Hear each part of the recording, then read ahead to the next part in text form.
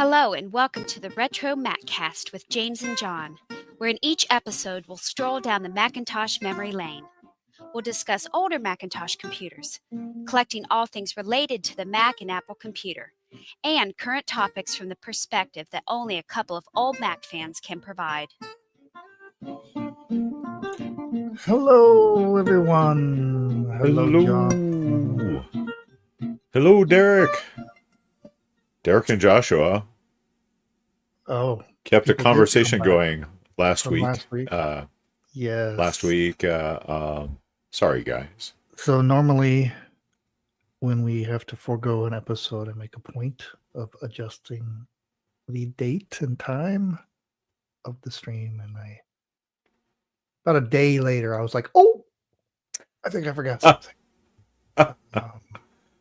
And so there were probably the hardcore probably were still in the chat a day later or so. I figured why go if they're willing to wait a day, then why go in and dash their hopes? Just let them keep hoping that we're gonna show up, and here we are. So We always test their optimism, I guess. Yeah. to test their loyalty. It was a loyalty test. We keep track of the metrics of who stayed the longest, and they will be rewarded. Yeah, I know. I have to say, Apple's Anonymous slid in the ranks. Oh no. I'm sorry. Derek and Joshua, they're rising right up there. Listener That's of it. the year. All right. Well, we still got a long. We still have a long year to go. Yeah, Right. It's been a long year. My goodness. Already, I can't believe it's March. All right, let's start up this episode in. Let's see, 3, 2, 1. Welcome to the RetroMacCast with James and John. This is episode 701 for March 3rd, 2025. Good evening, John.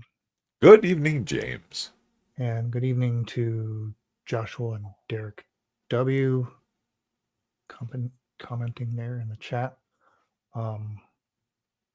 We meant to do an episode last week. It didn't work out, or that was one I had to call it on because it's just rough at work, which is one of those kinds of days, if not weeks. But I'm so glad to be back to get my mind off all that and think about fun things.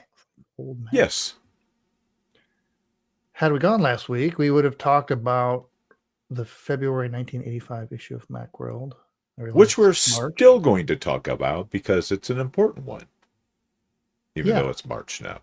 Yes. Yeah, all these early Macworlds, the first few years were really, really important.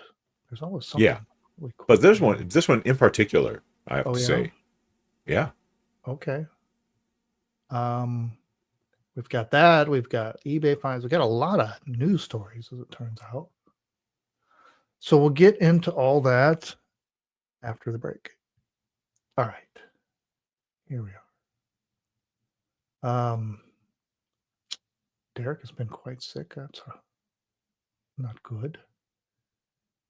Did you get that? What is the flu they're calling it? The flu something other. Isn't the flu A? Is that right?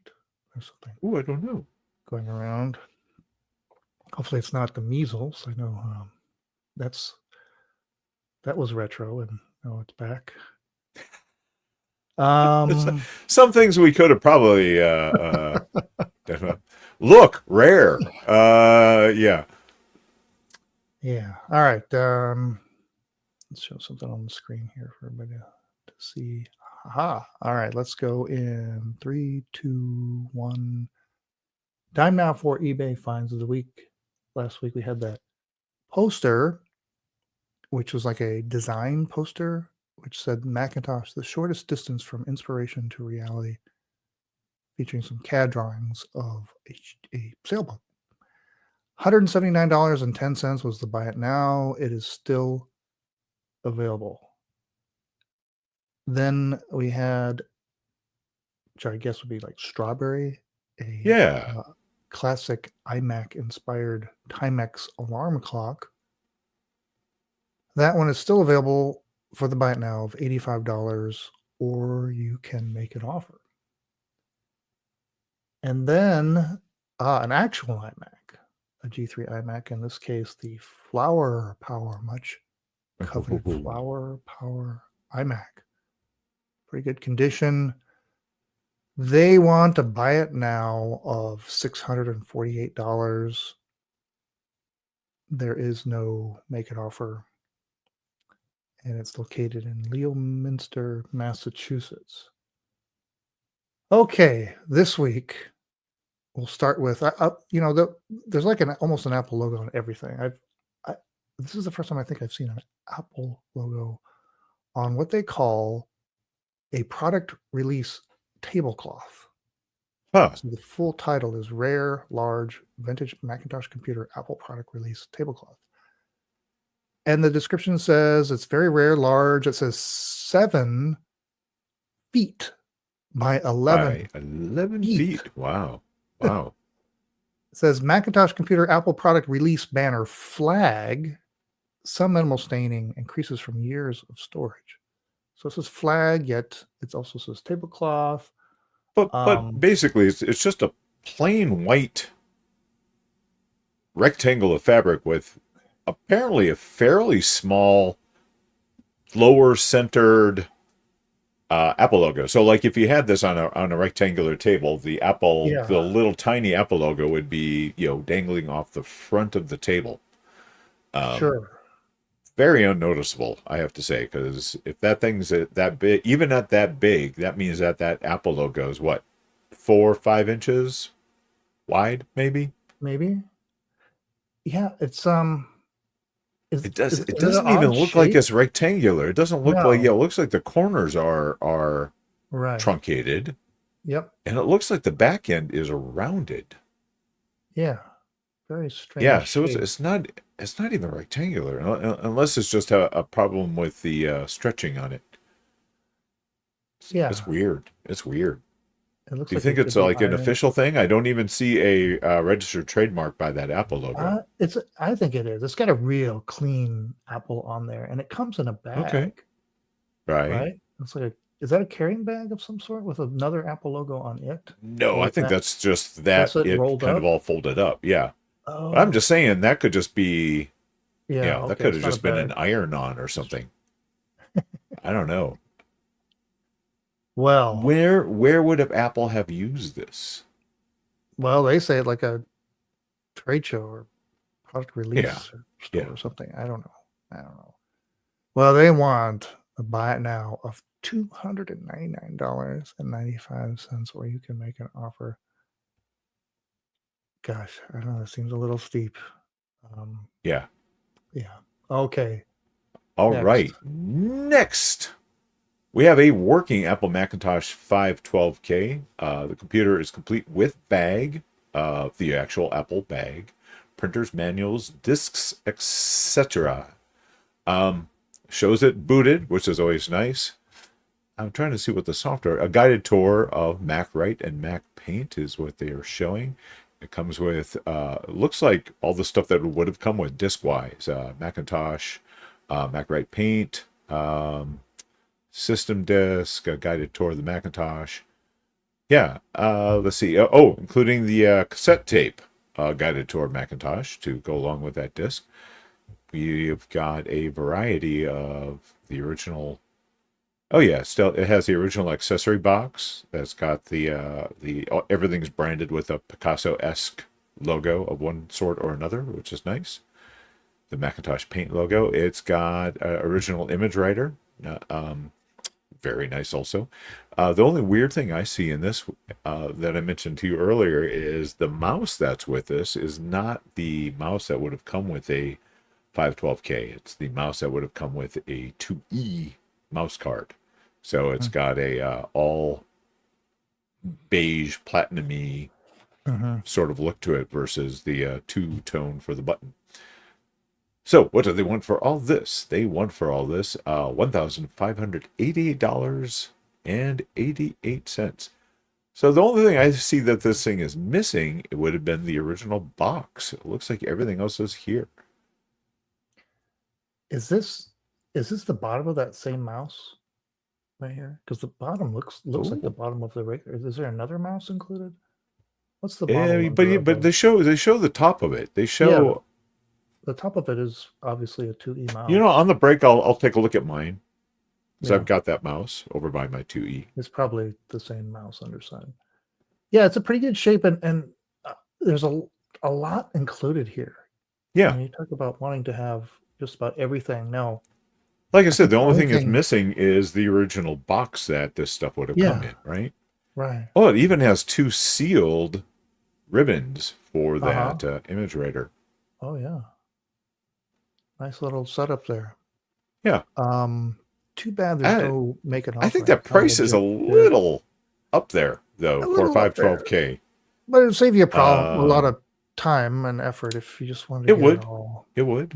Especially, it's This nice is and working. It's very clean. It's this is coming out of Pearland, Texas. The nice thing about these is the plastic on the original Toaster Max mhm, doesn't seem to have gotten the same brittle qualities as the mid uh-huh, 90s beige plastics. uh-huh, So I think uh-huh. this one would be pretty safe for transportation. Yeah. Okay.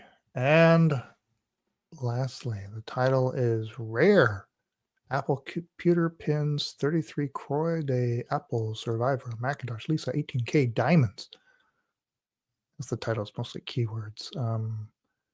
The description, it's a rare collector's set of 33 Apple computer pins on a framed pin board. The set includes some very rare pins, which includes like an 18 karat gold 5 diamond encrusted Apple pin. They all came directly from the estate of a longtime Apple software engineer. There's a full list of all the 33 pins. They're all in excellent condition. Um, what else? You must have for vintage computing enthusiasts or dedicated Apple enthusiasts looking to add a special piece to their collection.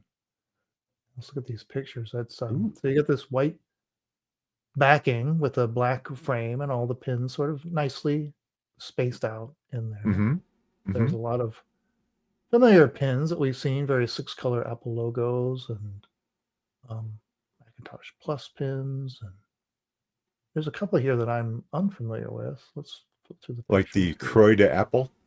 I've seen that. Yeah, that is a rare one. And I don't remember the story behind that. Hmm. Um, the Survivor one with the 6 colors is kind of interesting. I'm not familiar with that. It looks almost like a coin.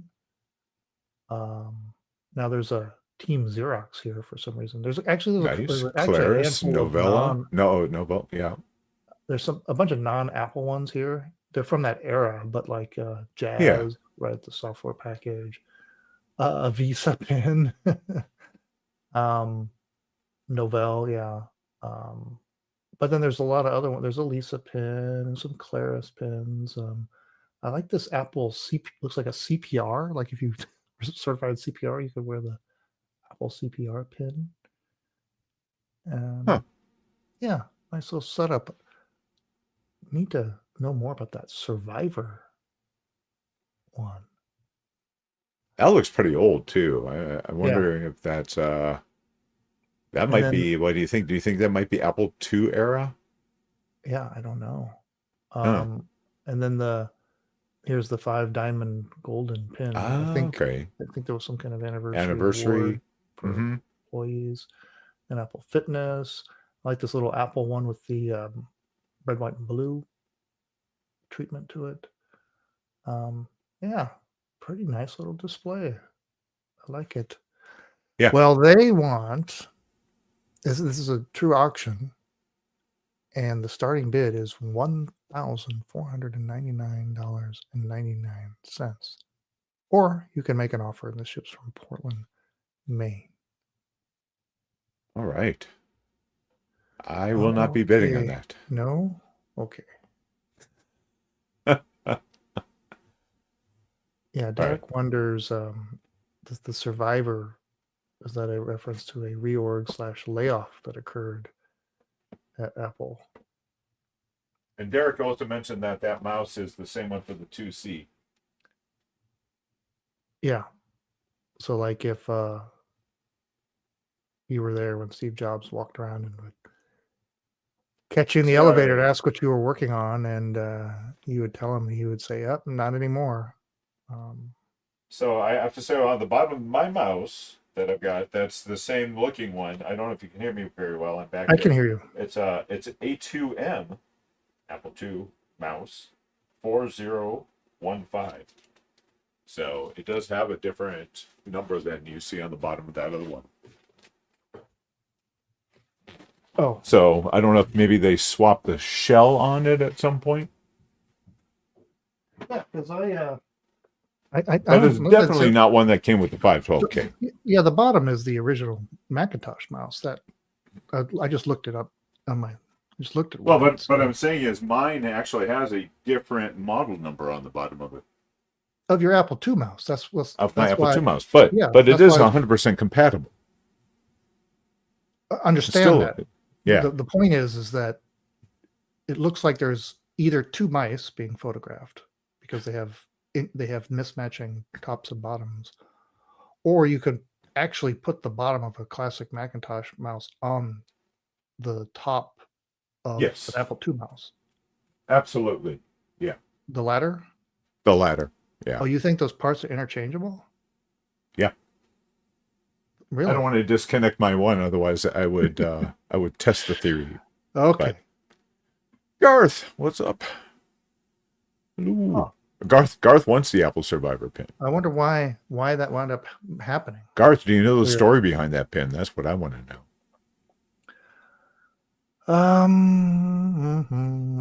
Okay, we're gonna switch over. Ta-da. Okay, let's go in 3, 2, 1. All right, it's time for the time capsule. We're going to look back at February 1985 in Macworld Macintosh. Macworld Magazine, which is the Macintosh magazine. The cover says, "Laser. Will Apple's new laser printer be the key that opens corporate doors to the Mac?" And it's got a picture there of the original Apple laser writer with a. I had that one for a while that I bought at one of the school sales. I wish I still did. It was my favorite of the designs. I think I got one of the later, like Laser Writer 2s, and I gave that one to a friend of mine. Oh. I'll have to see if I can track that person down and see if they still have it somewhere. Did I give you my laser writers? I had one or two of them at the old house. I don't know. I already had several. You gave me one of the very small later ones. Yeah. I think so, like an NTX or something like that. Mm-hmm. Yeah. All right. Well, let's see what's going on in this issue. We wanted to go down to. You wanted to go to page 10. What's going on page 10? Yes. Oh yeah. So the page 10 it's for a program called Overview, and they are doing an homage to the take a Mac out for a test drive. You've got a picture of a hand with the racing glove. What would you call that glove? Driving glove on it. Yeah. And take us for a ride. So not only are they riffing that, but this isn't the only ad in this issue that's riffing off of the test drive a Mac, which I find kind of funny. Totally different product. We'll get to that later, but yeah, I just wanted to point out that they were there, and this is also not the. There's also an ad in here that is making a reference to the original commercial. I can't remember where offhand. I didn't mark that one down, but so yeah, there is a lot of homages to Apple's official advertising in this magazine. And on the opposite page, it says, "A call to the first Mac Treble gathering. The Macintosh revolution is not based only on a particular piece of computer hardware that happens to represent a new stage in personal computing, and is not merely a reaction to a few startling TV commercials. The revolution seems or stems from how you use the Macintosh and how it affects your work. The Macintosh revolution is in you. And there they go on to announce the first Macworld Expo to be held February 21 to 23 in San Francisco, where they would hold it for many, many years until we stopped 2014. talking to each other and we all went online. I think 2014 was the last. Was that the last one? one? Were Yeah. we there at the last one? I can't remember. No, Was I there? Maybe. you may have been. I've only been to Yeah. two. Yeah. Unfortunately, I got to go to one when actual Macintosh products were not just Mhm. whatever the latest iPhone was, and had taken over. So, but I found interesting. So I did some searching for see if there was like photos or anything from the original, the very first MacWorld Expo, and the fact that Steve Jobs didn't actually show up at any Macworld Expos until 1997. I found an article on San Francisco Chronicles. I think I sent it to you, and it's behind a paywall, but I was able to read some of the article, and they were talking about at this point already. Steve Jobs had, it was his 30th birthday, but he was already kind of on his way to being. He was already being sidelined by Scully in preparation for them ousting him, even in '85. Which I found very interesting. Derek tells us 2009 was the last Macworld. Okay. And they had a short-lived iWorld transition. Maybe that's okay. All right. Got it. What is this? Page 32. There's an ad. Feed your Mac introducing ThunderScan. Which we showcased. Was that last year? We did an episode on ThunderScan. Yeah. Which I've never actually used the ThunderScan on my Macintosh. I used it for my Apple II GS back in the day. So I have the Mac version here. Actually, we didn't do an episode on ThunderScan. We did this episode on the handheld version. Yes, QuickScan. Yes, QuickScan. Right. Okay. Which I did have hooked up to my 2GS as well. Yeah. Yeah. Of course, ThunderScan. You use your image writer, which uses. And that was an Andy Hertzfeld company. Yeah. On page 39, there's a little news note here. It says a Mac in every home.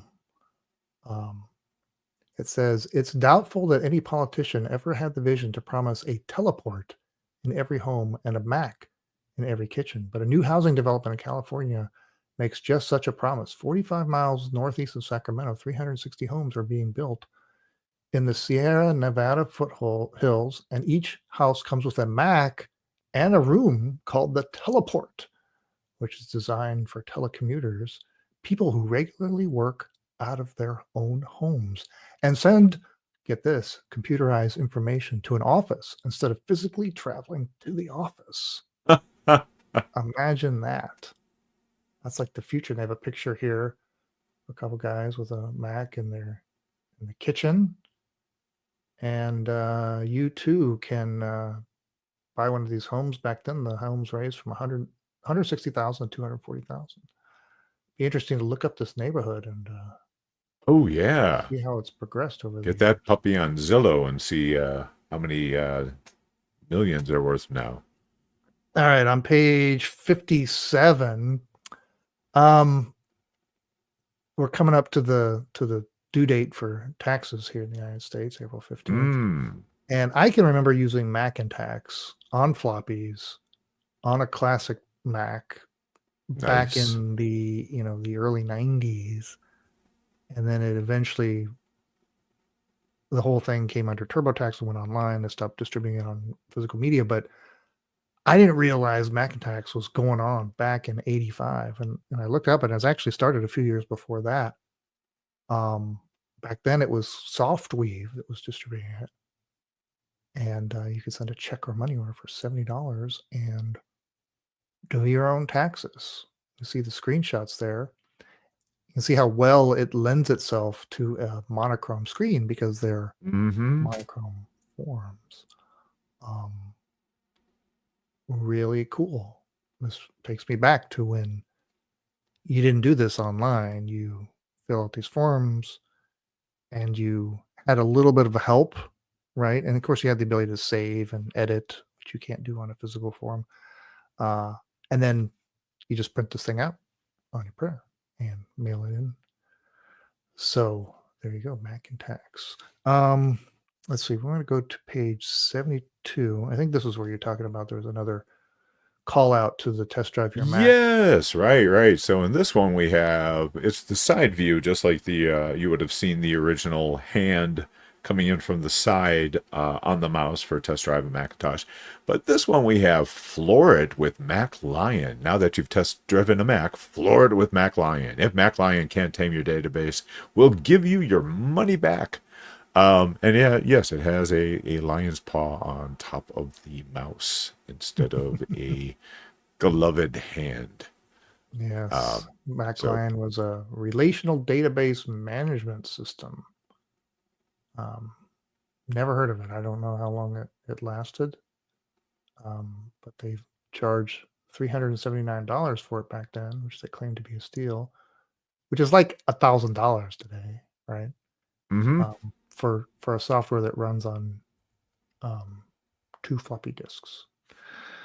And let's see, we want to go. Well, this is the cover story.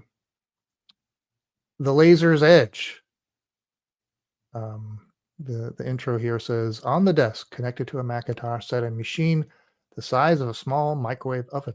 It looked like a photocopier without a hatch for the original documents. The quiet rush of an internal cooling fan was about the only sound it made. Despite the absence of noise, the machine appeared to be hard at work. 8.5 by 11 inches pages emerged every 8 to 30 seconds.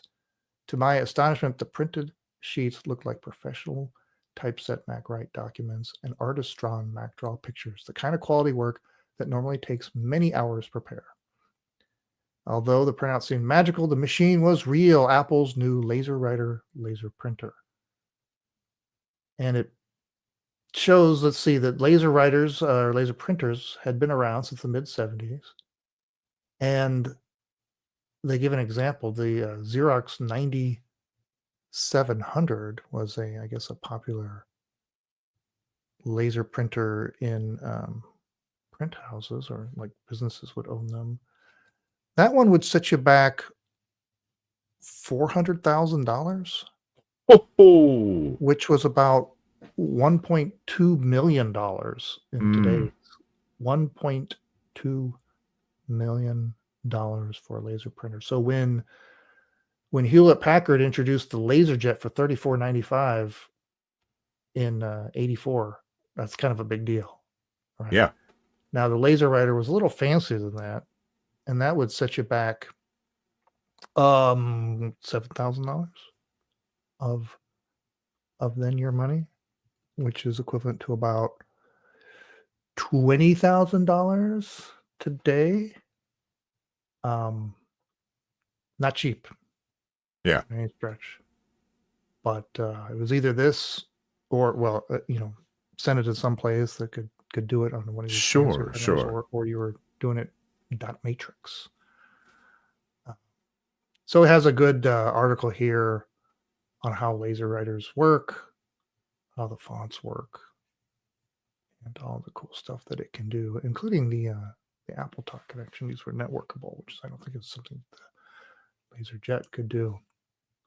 Fancy stuff. Did you ever, when you had one of those original laser writers, get it working? Yeah. Yeah. That particular model that they show worked really well.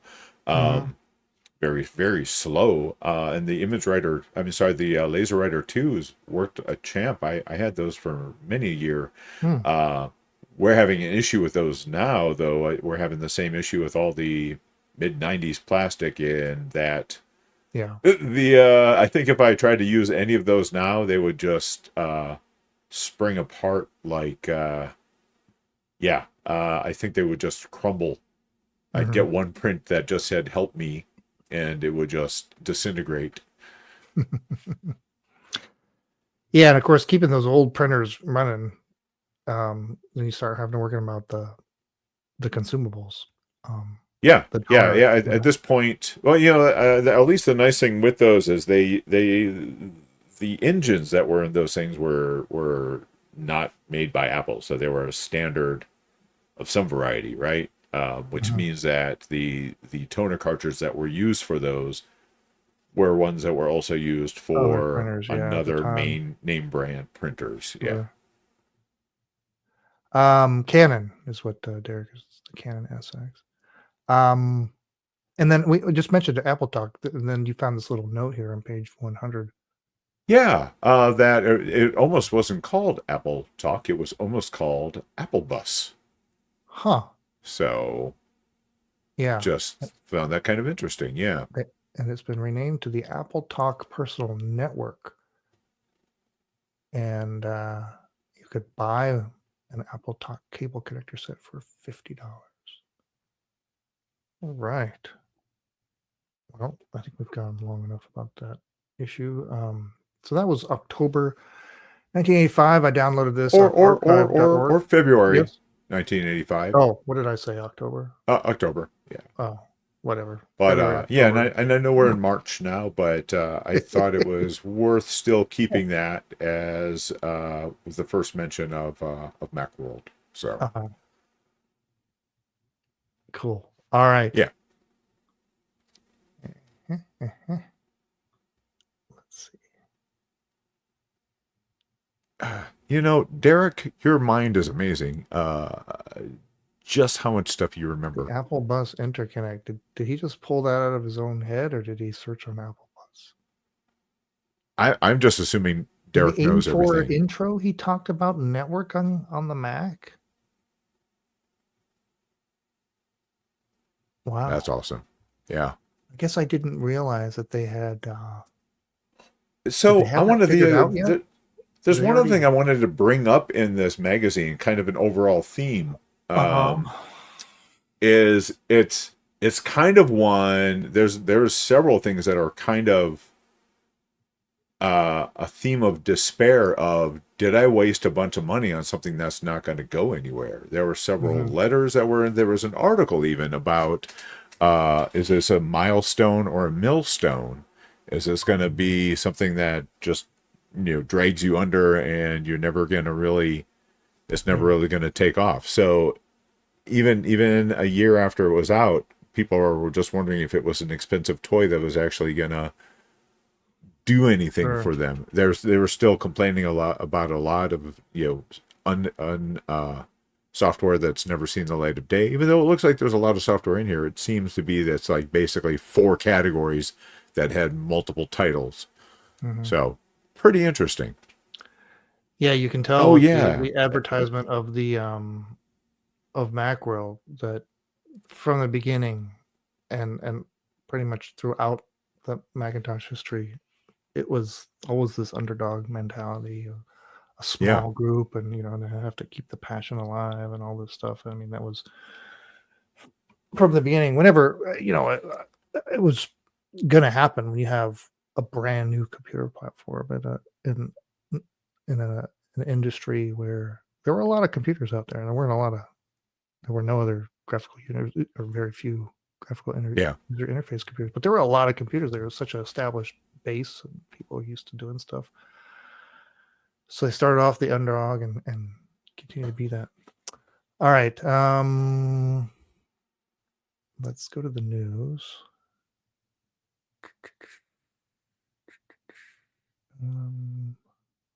One of the things we also want to mention is going to be, of course, that it is as. Yeah. I'll wait till we're actually recording. Oh, okay. All right, let's go in. Oh, all right, come on. Let's go in 3, 2, 1. All right, let's go with a little bit of news. There is a new Mac Effects Kickstarter. Well, it's new and it's kind of old. They're relaunching the Mac and Mac SE 30 transparent cases on Kickstarter. Now they came out previously in 2019. I think I've got that right. And they did like the back case, and then I think separately you could get the front and whatever you could wind up getting the pieces. This time it's everything together. It's retooled. It's Retooled, yeah. So better. it's improved, which is going to be amazing considering that I thought that the last one was pretty amazing. So it'll be interesting to see if anyone gets to do a side by side. But this is very exciting for a lot of people, including Garth, that they're finally going to get their clear SE for their SE or SE30. And the nice thing is, the goal was $19,000. This is already up to $38,000. So this is gonna happen, which is Did the old fantastic. one have a transparent speaker like this? Yeah, that was Fan? it was an add-on, right? Yeah, Oh, okay. The speaker. which I haven't gotten for mine yet. I also haven't gotten Yeah. the LED clear fan that. So I may splurge and get those this time. Hey, look at that. Look, there's our little logo there. Where That's right. nobody Yeah. knows what that is because it doesn't say RetroMacCast. That needs to be fixed, but well, they know what that is. The cool That's kids know. like it's like the Nike swoosh. You don't have to That's it. That's it. say Nike. Right. Yeah, so they plan. It looks like July is the estimate is when they start shipping cases. So very nice. All right. You found this over at the Vintage Apple Reddit. It's a roll of Apple badges. Badges. Those look like the small ones that would go on like your Color Classic era, the mice and that sort of thing. They definitely look like the smaller version Yeah. of them. But yeah, just the fact that there was a whole roll of them, it would have been, I guess, just peel and stick, right? Onto I guess into whatever it was going into. Yeah, they don't look like uniform enough that it would somehow some mechanical thing would pick them off and place them. It looks like you'd have to by hand. Pretty interesting. I wonder, there isn't much story as to how the person came across this that I could tell. And they are your if you look at the picture, they do have the thickness to them. They're not just flat. They do have they're beveled or whatever. There's a right raised gosh, I wonder how many are in there. I mean, there's got to be hundreds and hundreds of them. In this little spool. Very cool. Okay, and so yeah. yes. Also, while I was over there, there was a person who is they're up to 6 weeks of using their clamshell iBook as their primary laptop, which is pretty cool.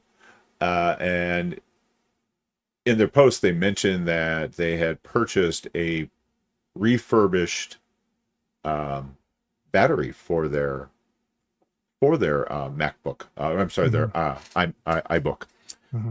And so I wanted to post the website for rebuilding. So this person sells their refurbished ones if you don't want to do it yourself, because there is welding involved if you want to try to do your own. But they do also have a step-by-step on how to make your own batteries to keep your old iBooks running. And I would assume that if you got the stuff to do this, you could possibly do it with some of the other older computers, because they all use those kind of cells inside pretty much that these have. Yeah, so like a PowerBook or something else of that right, TieBook, right. Yeah, very useful resource right there. There was an auction over at Julian's Auction House and it ended February 27th for a bow tie, a pink and green bow tie that Steve Jobs wore on stage when he was posing with the Macintosh. Oh, holy cow! And there's a picture right there on a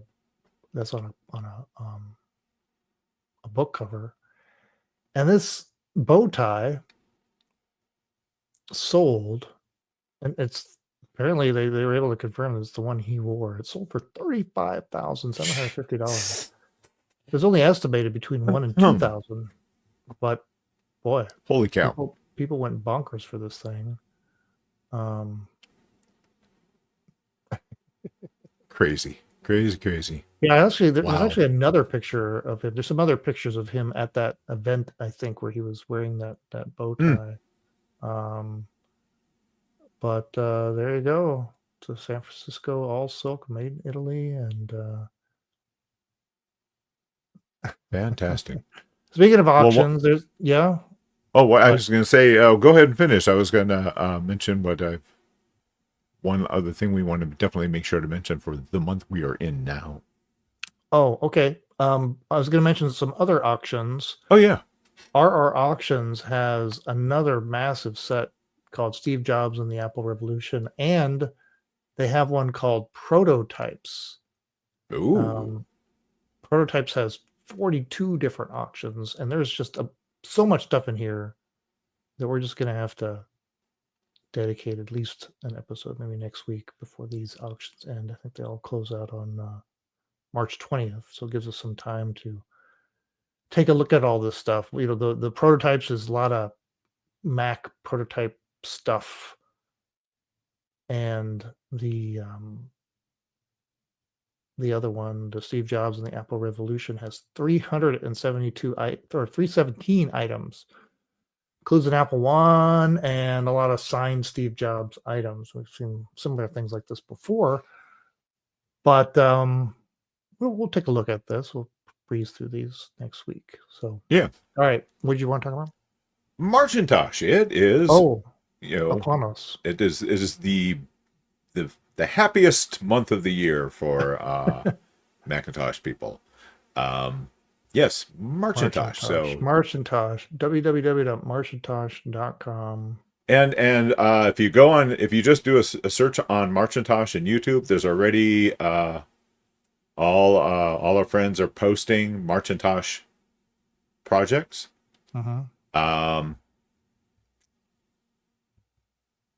Good. Yep. And are you? Did you say you're going to do something? Yes, I do have a Marcintosh project in mind. It's something that I've been wanting to do for a while, and maybe this month will be the good month to do it. Okay. Derek, I want you to hold me to this. He's heard about many projects over the years that I was like, yeah, I'm gonna do that thing, and then it never happened. So yeah. Okay. Yeah, Derek. All right. Keep an eye on me. We'll get an update next week, I hope. Okay. Okay. The comments, guys. The comments were killing me. Let's wrap this up. All right. Oh yeah. So Global Talk. Is that trying to remember the details on that. Garth, do you want to come on next week to talk about Global Talk? Well, we're gonna do those auctions. Oh, I think. Okay. But we could do that. We could set something up for later. I think so. Yeah. If he'd be willing to come on and talk about that would be cool. Work on that. All right. Okay. Let's go in 3, 2, 1. All right, that ends another episode of the RetroMacCast. Next week we're gonna endeavor to make it 2 in a row. I don't have any conflicts right now, so I think we can make that happen. I didn't update everyone on my ongoing inventory. Today I plugged in an Apple Macintosh LC, and I got nothing out of it. Not a whir, not a beep, not a buzz, not a poof. So I set that one aside and I hooked up a 2 SI, and voila, sprung to life. Got my Macintosh chime, got the hard drive running, booted into System 7.5, and it purred nicely. So I don't know what my record is. I don't know if I'm at 2 for 2 right now. But yeah, so far so good. All right. let's see. All right, next week. Yeah, we'll dig into those RR auctions before those auctions end, and see Sure. if we can find some gems in there, and In the meantime, I'll look at the maybe do some bidding. Macintosh, Yeah. the Global Talk. Oh, Yeah. okay. Sounds good. Until next week, remember, it's not old. It's retro. I did get something in the mail last week. This came all the way from Poland, Ah, you got one of the posters? from the Apple Museum Polska. Aha. Yeah. So let's see what this looks like. Remember this poster? I know we covered a couple of ones that they had, so I cannot Yeah, this was the remember one the details. that took the signatures. Right. Yes. Like took like a scan of the signatures and recreated them, and then had some extra details. I think they had like the cutaway picture of the Macintosh was Yeah. one of the elements. Oh, look at this. Oh, and it's tube within a tube. Oh, no. Oh, it's just wrapped in paper. Okay.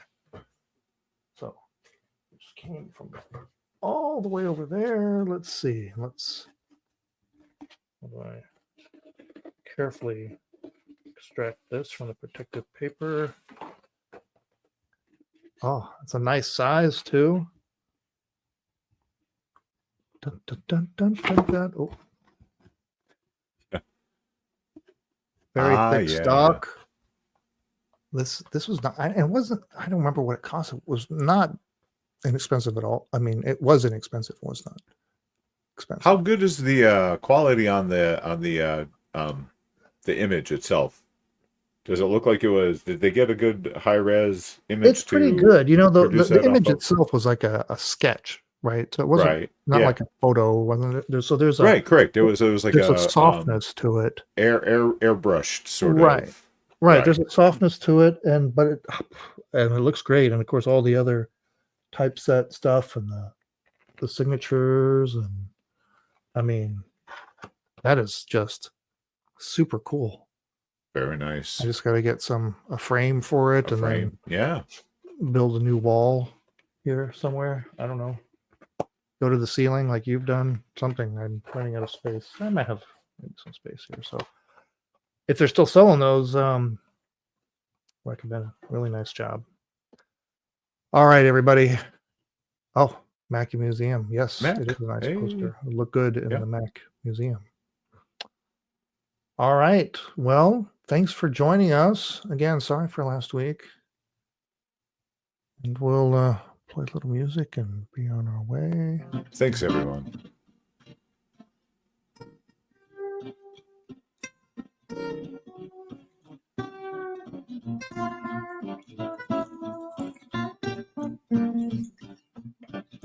Thanks for listening to the RetroMacCast with James and John.